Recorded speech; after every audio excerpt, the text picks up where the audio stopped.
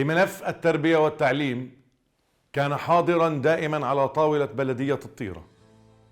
كنا نتابع كل صغيرة وكبيرة في مدارس المدينة، المدارس الابتدائية الإعدادية والثانوية.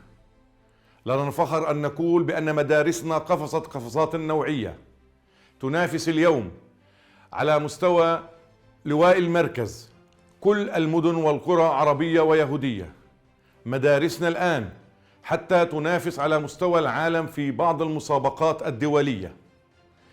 لنا الفخر بأن مدارسنا الثانوية قفزت قفزات نوعية في استحقاق شهادات البكروت، وتحولت من مجرد مصنع لشهادات البكروت إلى مؤسسات تربوية تبني شخصيات شبابنا وبناتنا وتؤهلهم لمجابهة الحياة.